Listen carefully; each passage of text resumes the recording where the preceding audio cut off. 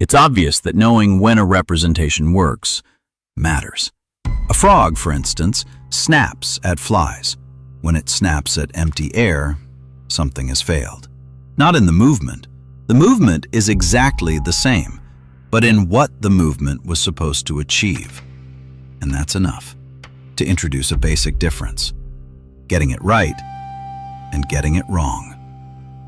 We work like that too.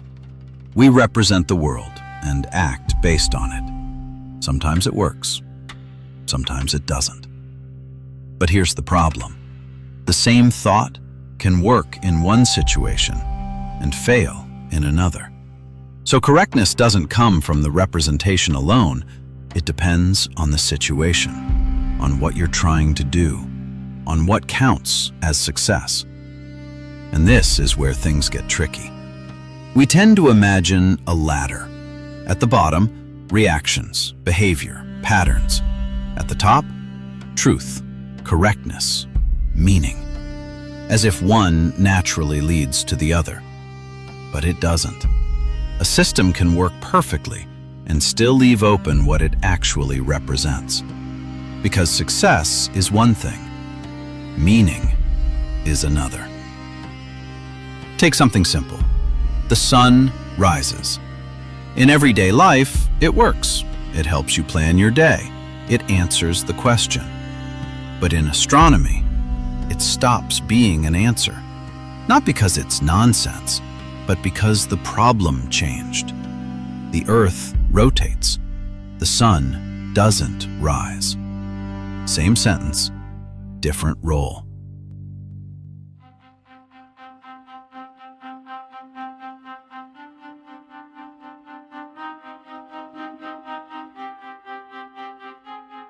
There is no neutral place where reality itself tells us which way of describing the world is the right one. We decide that.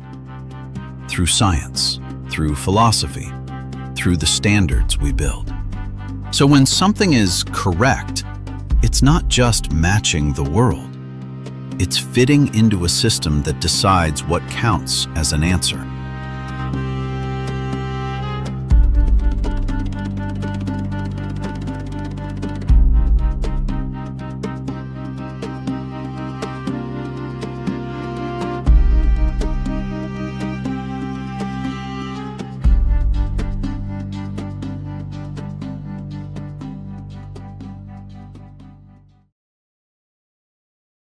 Psychological research has naturally focused on how people respond to stimuli. That is what experiments measure. A signal appears and a subject reacts. Philosophy, however, has always been interested in something slightly different. Philosophers have tended to focus on what happens when the mind is not merely reacting, but thinking, when it works offline, so to speak, exploring possibilities, following chains of reasons. The model that gradually emerged from this tradition was reasoning itself, something like the step-by-step structure of a logical proof. Under this picture, intelligence appears as a transparent process. Each step can, in principle, be inspected, justified, and connected to the next.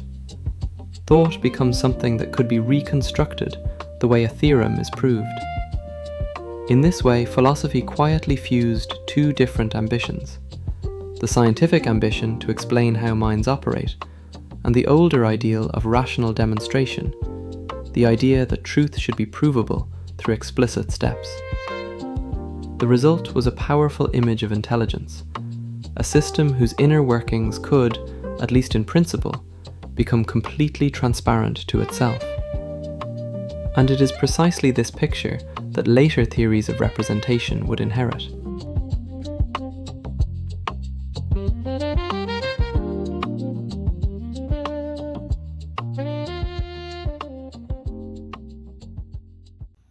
For a long time, philosophy imagined cognition as operating under a kind of tribunal, a space where the possible is modeled against the impossible, where thoughts are evaluated in terms of truth and falsity.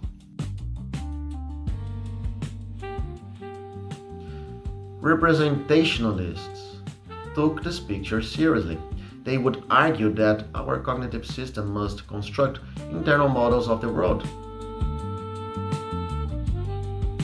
Because we constantly see successful cases where reasoning tracks reality. Scientific prediction, technological design, and everyday inference all show patterns that behave like computations over representations.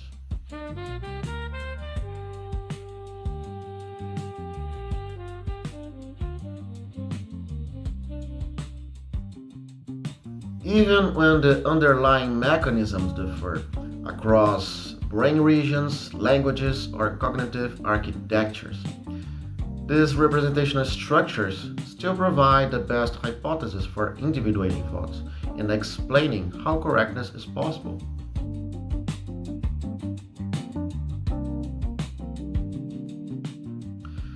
But during the 19th and 20th centuries, a different idea began to emerge. What we call this inner tribunal may not be a natural organ of the mind at all. It may instead be the reflection of our linguistic and social medium upon itself, a system of practices that gradually learned to examine its own standards of justification.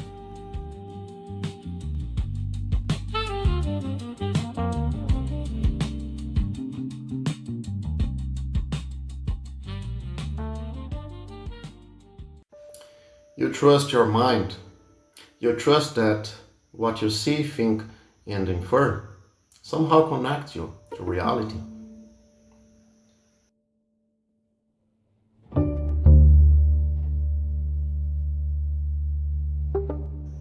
But what if that trust has never been examined?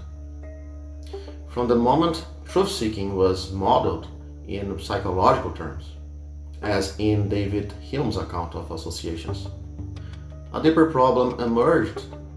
Not how the mind connects ideas, but what kind of access to reality such connections could possibly amount to.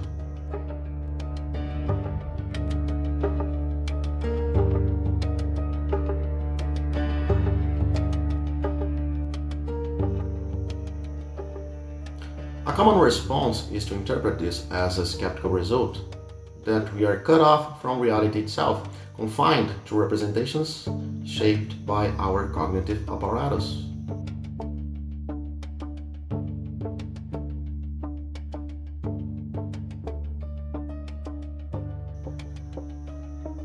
The more demanding move is not to deny the success of these mechanisms. Indeed, predictive success, scientific reliability, and even evolutionary adaptation strongly suggest that our cognitive systems are not disconnected from the world.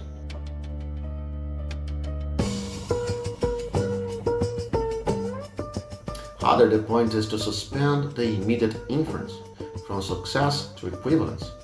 That is, the fact that the system reliably produces successful predictions does not mean that its internal structures map cleanly onto the structure of reality.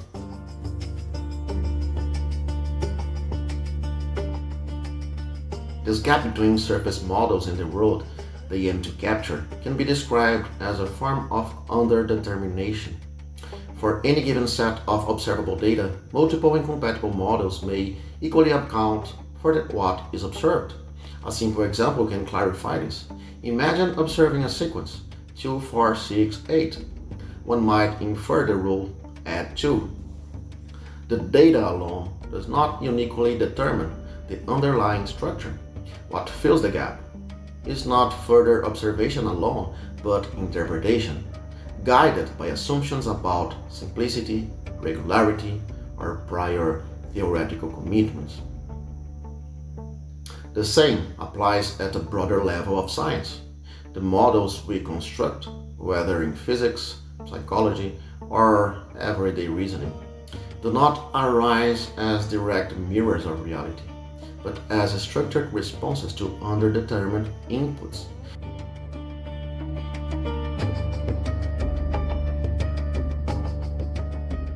The alignment between models and world is therefore always partial, mediated, and open to revision.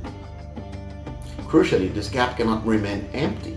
It must be filled, and it is filled either reflectively through conceptual discipline and critical examination, or unreflectively through ideology, habit, and inherent frameworks that operate without scrutiny.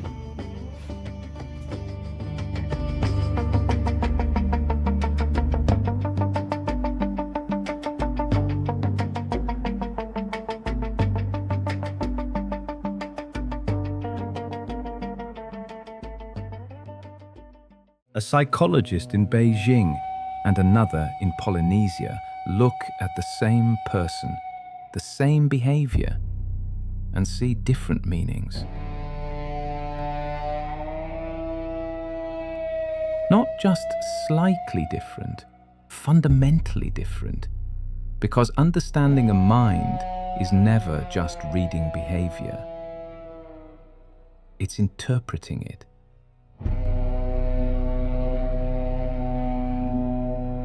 But everyday people don't see it that way. They think if someone is thinking correctly, they should reach the truth. If they don't, something must be wrong with them. Disagreement becomes failure. Psychology turns into judgment.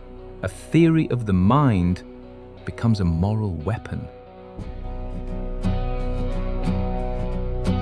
When we say, "This person is wrong," we climb a ladder from behavior to belief to how minds work to what reality must be, all at once.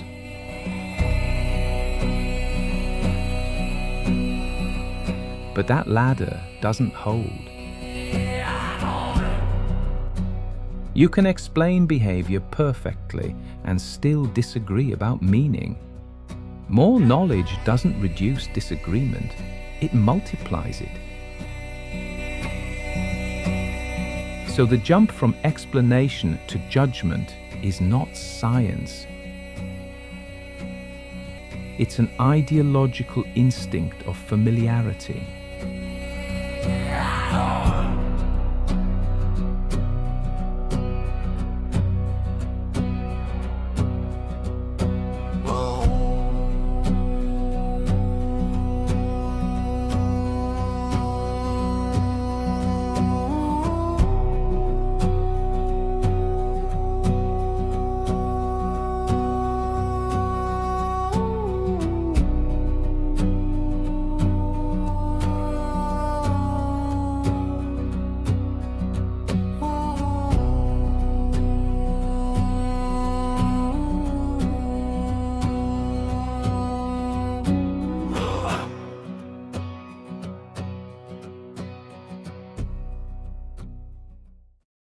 There is a powerful illusion behind many of our ideas about the mind.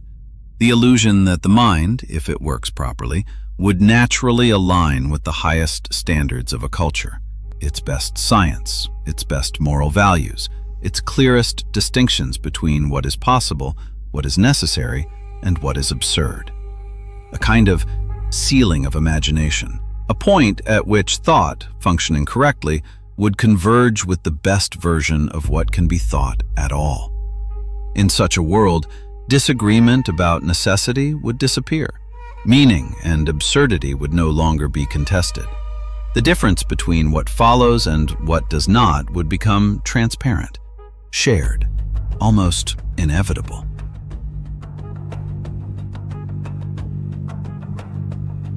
This idea appears in different forms. In philosophy of language, it takes the shape of a belief that if we reduce language to a formal system, if we map its syntax precisely enough, we could model the trajectories of inference in a way that leaves no room for divergence. No ambiguity, no real disagreement about what is necessary, what is meaningful, and what is not. But this is where the illusion begins. Because what looks like a natural convergence between minds and norms is not a built-in feature of cognition. It is something else, a historical alignment, a stabilization that happened to work. What I will call the ladder illusion, the belief that we can move from how the mind produces beliefs to how those beliefs ought to be evaluated without changing the subject. This video is about breaking that illusion.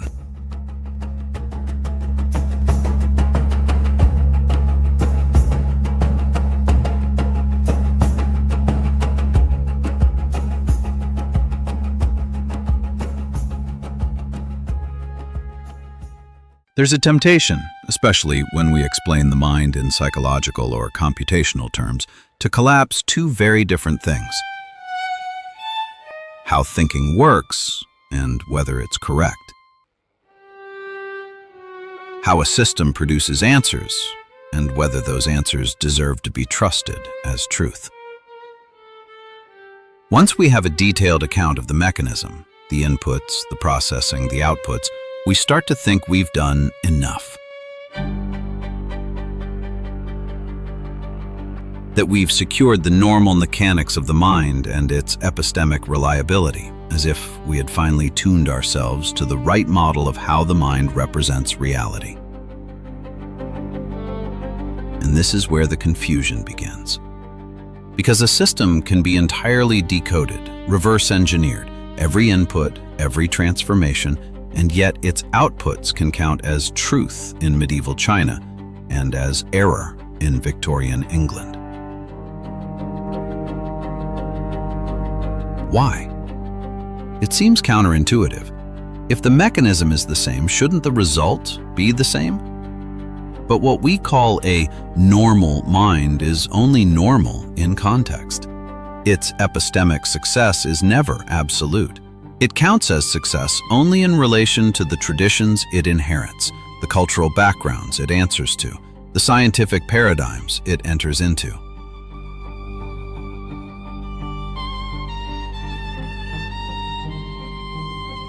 So the very same data, the same patterns, the same outputs, can function as an answer to a culture struggling within a certain problem and remain meaningless to another.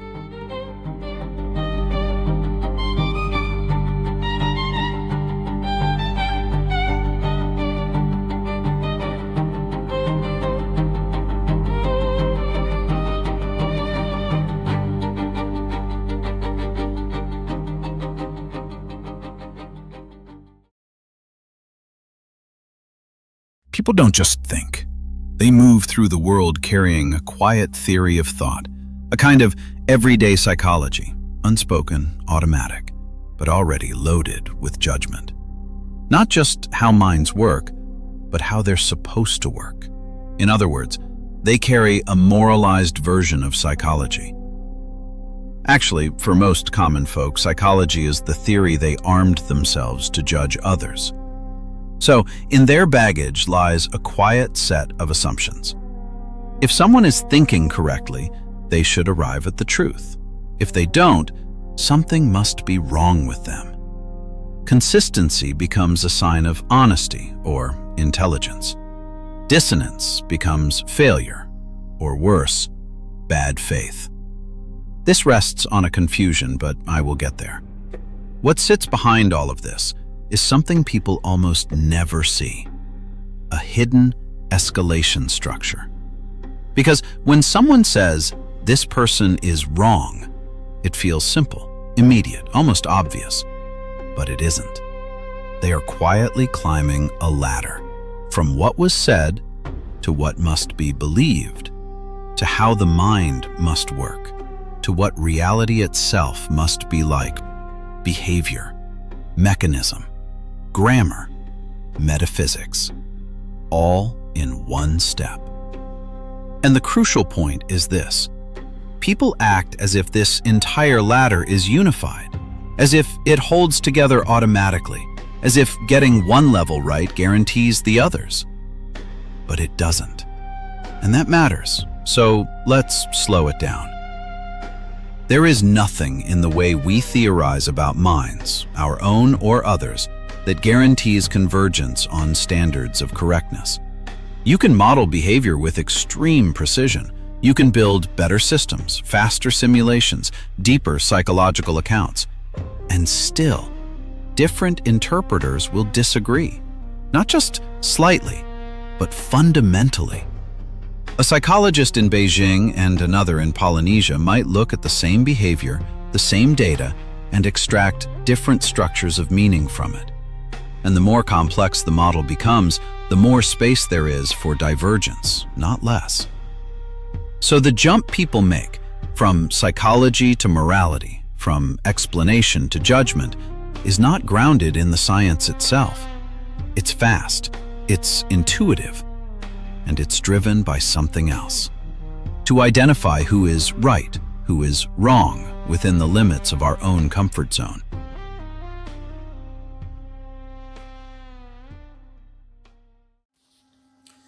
There is an old idea in philosophy that to understand knowledge, you just need to understand the mind.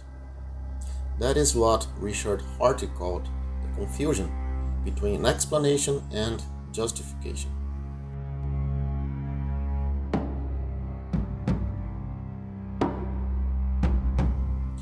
The confusion already appears in John Locke as a philosophical theory.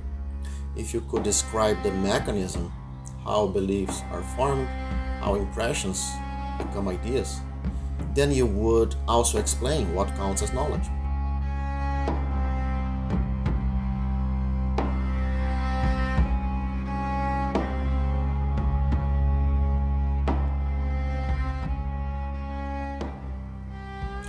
But the philosophical version is only the beginning. It becomes far more powerful when it turns into an everyday assumption. The assumption that the mind becomes a kind of device, a system that processes experience and produces beliefs. And if the process is right, then the result should be right too.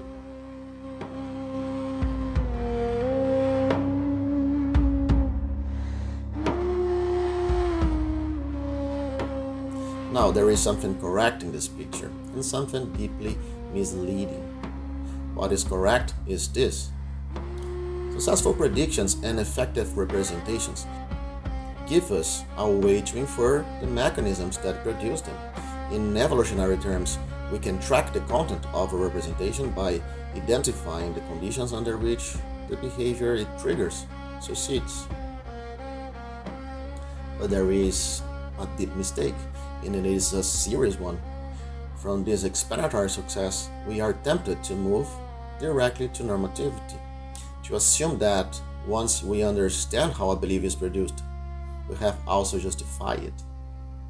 That explanation can scale into justification.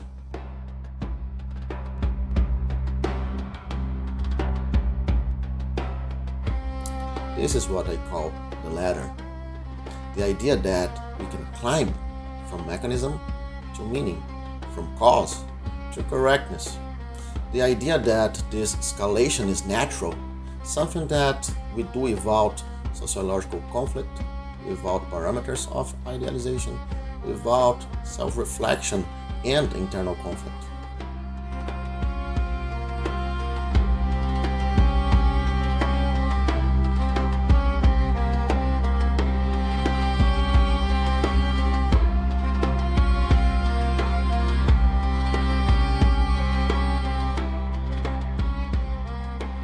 This confusion does not remain philosophical, it becomes intuitive, a kind of background belief we rarely question, that once you explain the cause, you have explained the truth.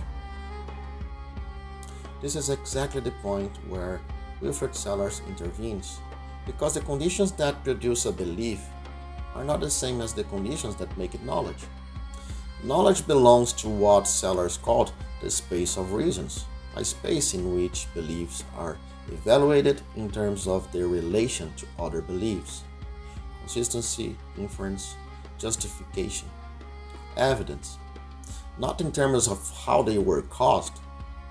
Even in the best case scenario, where our system of thought clearly distinguishes between what is theoretical and what is empirical, between what counts as evidence and what does not, even then, the connection between the normative structure and the mechanisms that produce our beliefs is not guaranteed. It is at best a contingent achievement, one that some cultures may even take pride in. Imagine living in a place where there is no disagreement about what is necessary and about what is possible, where everyone happens to think in ways that align with the standards set by science and dominant cultural paradigms, where the ceiling of meaning, the last stand of imagination, feels stable, shared, unquestioned.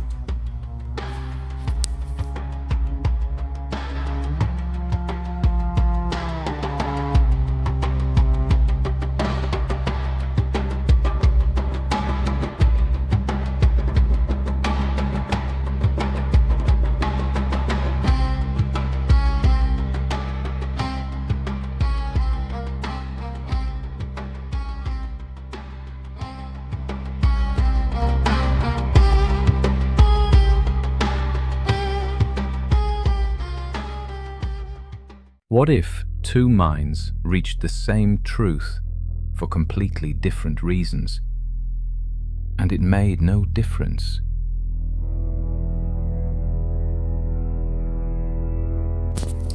We can make this concrete. Take a law, a scientific law linking events and justifying predictions. Two systems produce the same prediction. Both say objects fall. Both say the pattern holds. But in one case, this is part of a unified framework linked to forces, mass, structure. In the other, it is just a projection, a habit formed over repeated data. From the outside, they behave the same, but one feels like a law, the other like coincidence that never failed. Now take a sentence: bachelors are unmarried. It sounds necessary, it feels like it could not be otherwise. But how did that necessity arise? A machine could arrive at it through entirely contingent paths, statistical correlations, training shortcuts, accidental alignments. For the system, it makes no difference. The sentence holds, the outputs are correct.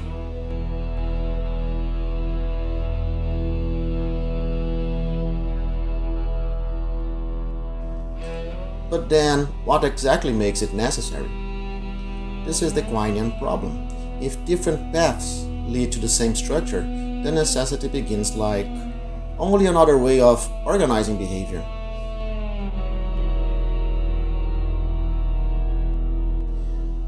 And this is where something strange happens, because now necessity itself becomes negotiable, and human beings have always resisted this, not because they were confused, but because something was at stake. Civilizations tried to build a self-image in which thought could do more than stabilize patterns, a mind that could distinguish the necessary from the accidental, the rational from the merely irregular. Why? Because only then can a system reflect on itself. Only then can it see the ceiling of its limits as a version of the possible everyone can agree upon. And that is where the letter begins, not in the data, not in the behavior, but in the attempt to make necessity consensual.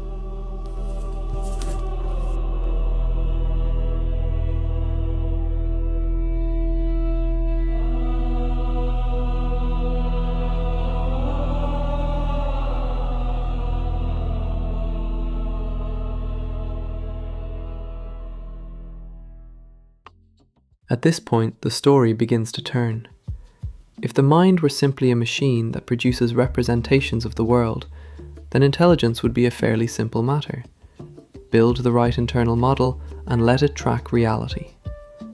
But philosophers such as Hegel suggested something far more complex. For Hegel, reason is not a single mechanism operating inside the head. It is something that emerges from the layered activity of human life. From language, institutions, sciences, traditions, and practices, through which thought gradually becomes aware of itself. In other words, reason is not just what happens inside the brain. It is the total structure of practices that allow thought to reflect upon its own operations. Richard Rorty later pushed this suspicion even further.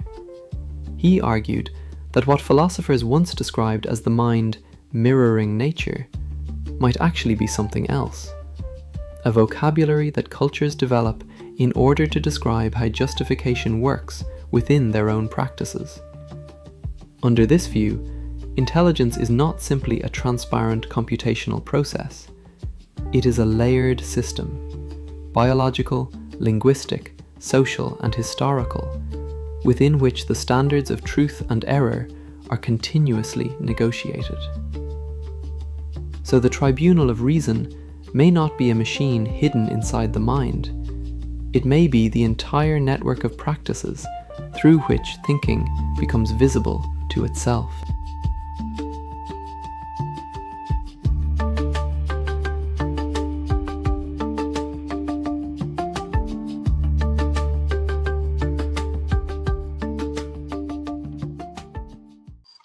So why phenomenology?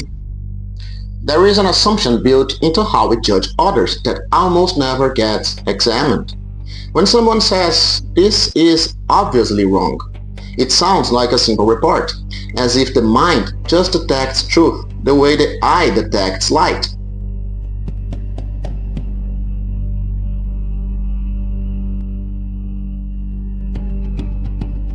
But it's not that simple.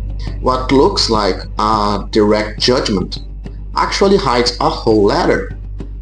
We move from a claim to a belief, to a mechanism, the way the mind computations are processed, to rules of reasoning, and finally, without noticing, to assumptions about reality itself.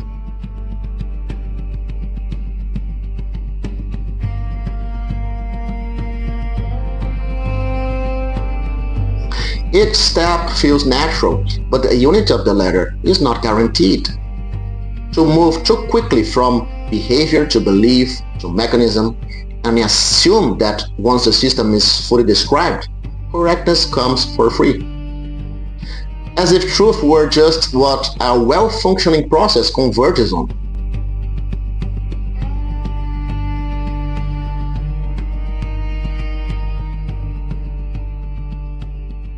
Phenomenology refuses that shortcut, not because it denies the importance of mechanisms or parameters of success, but because it sees that getting from functioning to correctness is not automatic. What looks like a smooth ascent from behavior to belief, to mechanism, to normativity, to truth, is actually a ladder with breaks in it. For us to reach a point where the ladder appears unified, something has to change.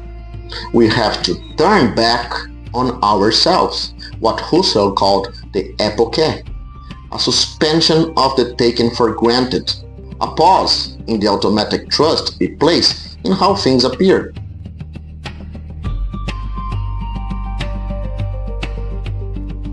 Because only then can we begin to see what was doing the work all along.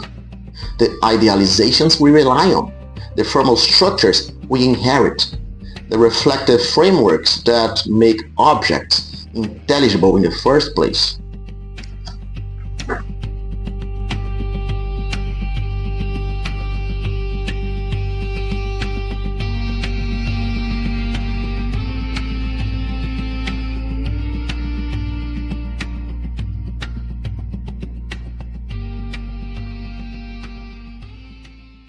There's a problem hidden in how we think about thinking.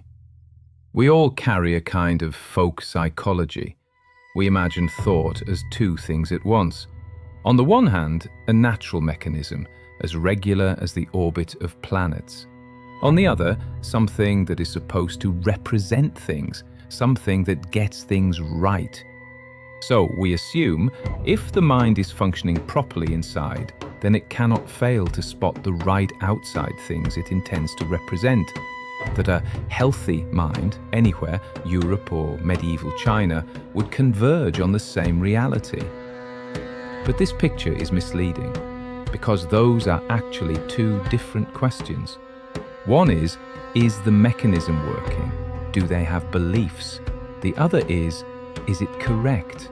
Is it true? It succeeds in proving, sustaining its truth beliefs. Psychology mostly answers the first, philosophy, traditionally, the second. And between them, there is a gap. A gap about what it even means for a thought to succeed in representing reality. Phenomenology is the attempt to bridge that gap, not by studying the brain from the outside, but by examining how the mind gives structure to what appears. It asks, what are the forms, the concepts, the intentions through which reality becomes accessible at all? And in doing so, it transforms the question of a normal mind. It is no longer just about whether it functions, but about how its own self-reflection filters what counts as success or failure in making sense of the world.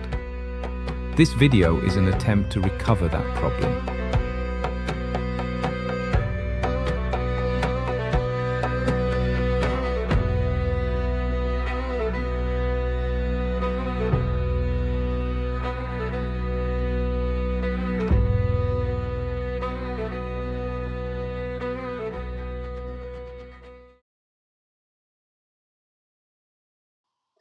While empirical psychology maps the mechanisms of thought, biases, heuristics, and perceptual processes, it does not by itself determine what counts as epistemic success.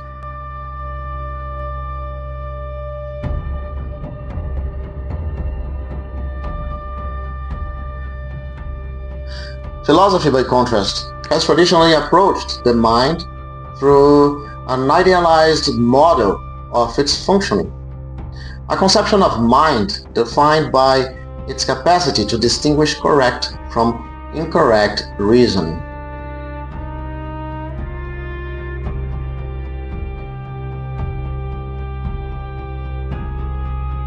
This orientation is exemplified by the enduring appeal to mathematical proof as a standard of thought.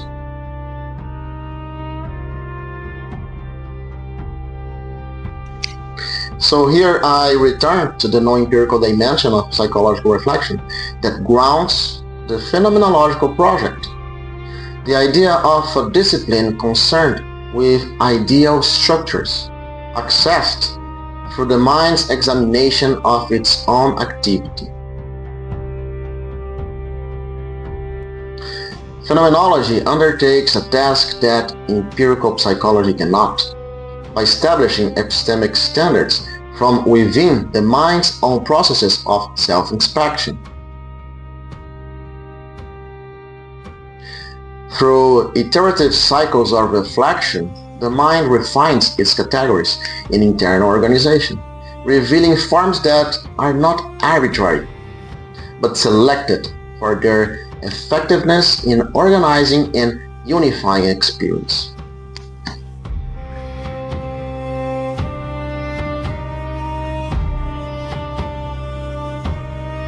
In this video, I invite you to explore a way of thinking that connects how we actually think with how we ought to think. Phenomenology sits right at that intersection. It suggests that by paying close attention to how our minds work from the inside, we can begin to uncover the structures that make experience possible.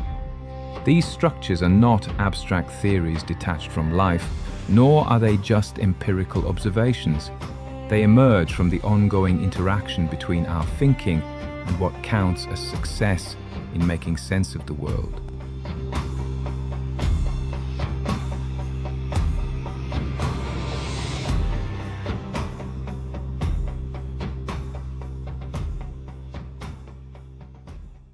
Philosophy has always been fascinated by the mind, but not merely by how the mind happens to work.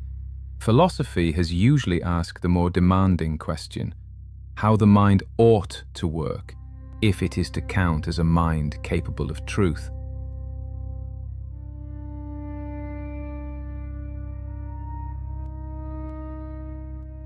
That distinction matters because much of empirical psychology is satisfied with description. It catalogues biases, heuristics, perceptual shortcuts. It maps the machinery of cognition as it appears in experiments.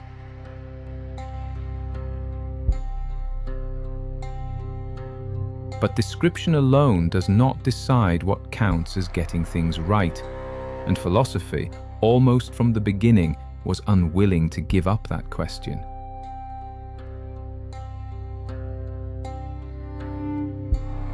For centuries, the closest thing to a neutral standard was mathematical proof.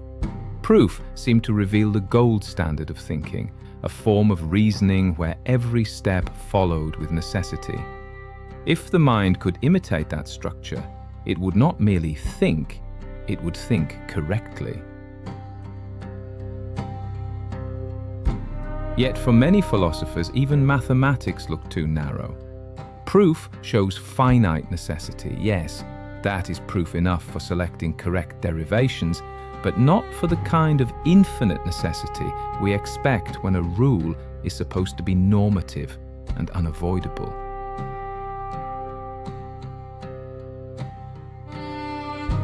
Then again, human thought deals with something broader. It must distinguish patterns from coincidences, real regularities from accidental alignments, the kinds of structures that make induction possible.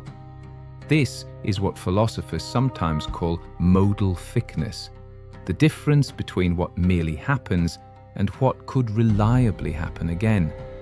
And once you see that problem, mathematics alone seems insufficient. So another idea emerged. Stay with me, even if the word is spooky. It is the phenomenological idea. And here you're going to hear from it mixed with an unusual alliance, naturalism. The phenomenological idea is the idea that perhaps the standard of reason cannot come from outside the mind at all. Perhaps the mind itself must contain the ceiling of its own legitimacy.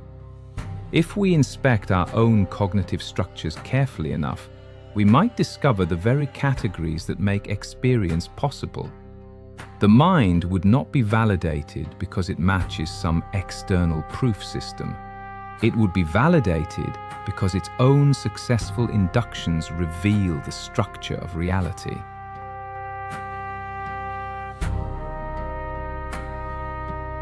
In other words, the mind works because the world allows it to work. And our evidence for this is simple.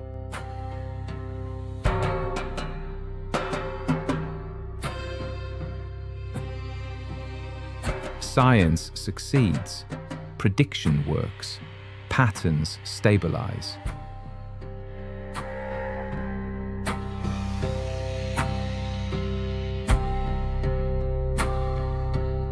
But this elegant picture hides a dangerous question. How do we know that other conceptual schemes could not work just as well? What guarantees that our categories are not merely one successful strategy among many? At first glance, the answer seems disarmingly simple. Other conceptual schemes can work, but they cannot diverge indefinitely, because sooner or later they must confront the same boundary conditions.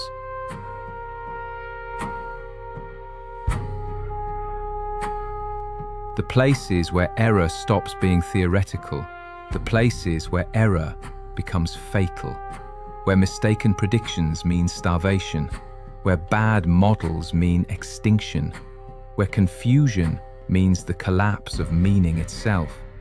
At those edges, conceptual systems face pressure. Different schemes may exist, but they must converge wherever sensitivity to error becomes absolute. Reality does not demand one vocabulary, but it demands coherence at the points where the world pushes back.